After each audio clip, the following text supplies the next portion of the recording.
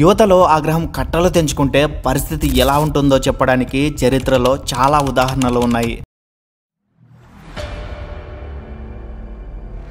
ఈ దేశం ఆ దేశం అనే తేడా లేకుండా ప్రతి దేశం కూడా యూత్ ఎఫెక్ట్ను చవిచూసిన దేశాలే. అందుకే యువతకు సంబంధించిన ఏ సమస్యనైనా చాలా సెన్సిటివ్గా డీల్ చేస్తూ ఉంటాయి గవర్నమెంట్స్. ఆ పరిధి దాటినప్పుడే యువత సునామీలా విరుచుకుపడుతూ ఉంటారు. ప్రస్తుతం అలాంటి పరిస్థితే కనిపిస్తోంది నేపాల్లో. అక్కడి పాలకులను రోడ్లపై పరిగెత్తించి మరి కొడుతున్నారంటే యువతలో ఆగ్రహ జ్వాలలు ఏ స్థాయిలో పెరిగిపోయాయో అర్థం చేసుకోవచ్చు. ఓవైపు ప్రాణాలు పోతున్నా లెక్క చేయకుండా ప్రభుత్వ పాలకులను రోడ్లపై నిలబెట్టారు. దేశాన్ని కంట్రోల్ చేయాల్సిన ప్రధాని అండర్ గ్రౌండ్ వెళ్ళిపోయాడంటే అక్కడ యువత క్రియేట్ చేసిన ఇంపాక్ట్ ఎలా ఉందో ఇట్టే అర్థమైపోతుంది. దీంతో ప్రపంచమంతా కూడా ఒక్కసారిగా నేపాల్ వైపు చూస్తోంది.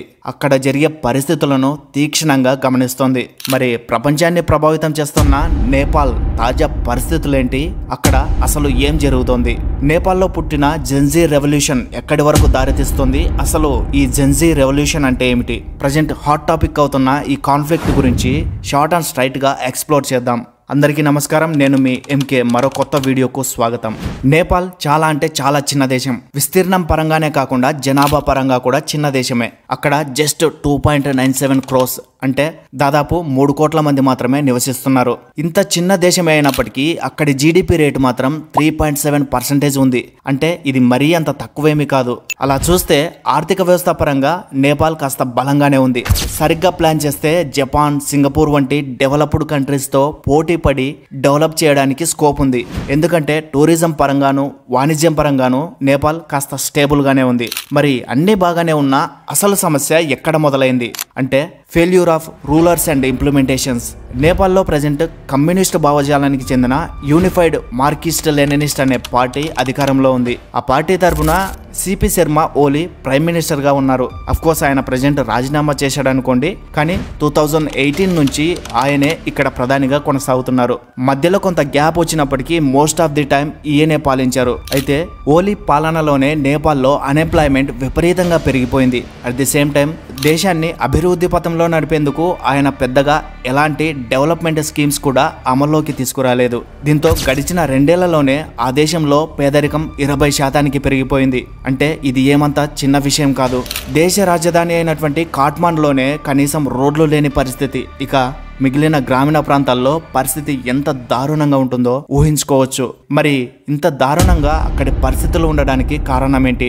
దేశ ఆర్థిక వనరులన్నీ ఏమైపోతున్నట్టు, ఎటు వెళ్తున్నట్టు? అంటే దీనికి ఒక్కటే సమాధానం, కరప్షన్. ప్రజల సొమ్మును నిర్దాక్షిణ్యంగా దోచుకుంటూ అధికారంలో ఉన్న ఎమ్మెల్యేలు, ఎంపీలు, మినిస్టర్లు వేల కోట్లు సంపాదించుకొని లగ్జరీ లైఫ్ అనుభవిస్తున్నారు. దీంతో పేదవాడు పేదవానిగానే మిగిలిపోతుంటే ధనవంతులు కోట్లకు పడగలెత్తుతున్నారు.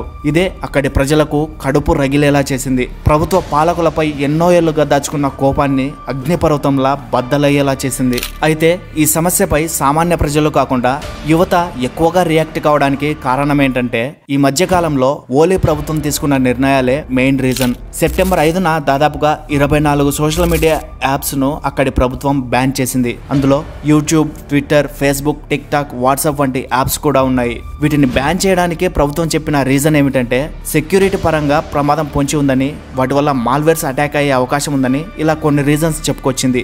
కానీ అసలు కారణం వేరే ఉంది. పాలకులు అలాగే వారి పిల్లలు ఎంత లగ్జరీ లైఫ్ అనుభవిస్తున్నారో సోషల్ మీడియా ద్వారా ప్రపంచానికి తెలిసింది. ఒకవైపు తినడానికి తిండి లేక ప్రజలు అల్లాడుతుంటే ప్రజల సొమ్ము దోచుకున్న వాళ్ళు మాత్రం పెద్ద పెద్ద బంగ్లాలలో ఉంటూ కాస్ట్లీ ఫుడ్ ఐటమ్స్ తింటూ ఉండడం ప్రజలు జీర్ణించుకోలేకపోయారు. అలాగే ఉద్యోగాలు లేక యువత ఆపసోపాలు పడుతుంటే పాలకుల పిల్లలు మాత్రం ఖరీదైన కార్లలో తిరుగుతూ రాయల్ లైఫ్ అనుభవిస్తున్నారు. వీరికి సంబంధించిన ఎన్నో ఫోటోలు, వీడియోలు సోషల్ మీడియాలో వైరల్ అయ్యాయి. దీంతో పాలకుల విధానాన్ని ప్రశ్నిస్తూ నెపో కిడ్స్ అనే హ్యాష్ ట్యాగ్స్ సోషల్ మీడియాలో యూత్ విపరీతంగా ట్రెండ్ చేశారు. అది కాస్త దేశం నలువైపులా పాకింది. ఇంకో విషయం ఏమిటంటే సోషల్ మీడియాను ఎక్కువగా యూజ్ చేసే వారిలో ఎర్లీ 90s to 2Kకు చెందిన వారే ఉంటారు. వీళ్లను జనరేషన్ జెడ్ అంటారు. దీంతో వీళ్ళంతా కూడా సోషల్ మీడియాను బ్యాన్ చేయడంపై ఎక్కువగా రియాక్ట్ అవుతూ వచ్చారు. అన్యాయాన్ని ప్రశ్నిస్తున్నందుకు పాలకులు తమ నోరు నొక్కేస్తున్నారంటూ యువత మొత్తం ఏకమై ప్రభుత్వంపై తిరుగుబాటు ప్రారంభించింది. అట్ ది సేమ్ టైం ఆందోళనలు కూడా చేపట్టింది. సెప్టెంబర్ 8, 9 తేదీల్లో ఈ ఆందోళనలు ఏ స్థాయికి చేరుకున్నాయంటే అక్కడి పార్లమెంట్ను కూడా తగలబెట్టేశారు. ఓ ఎంపీని రోడ్లపై పరిగెత్తించి మరీ కొట్టారు. ఉప్పెనలా ఎగసిపడుతున్న యువతను కంట్రోల్ చేసేందుకు పోలీసులు ఏకంగా కాల్పులు జరపాల్సిన పరిస్థితి అక్కడ ఏర్పడింది. ఈ కాల్పుల్లో 20 మందికి పైగా ప్రాణాలు కోల్పోయారు.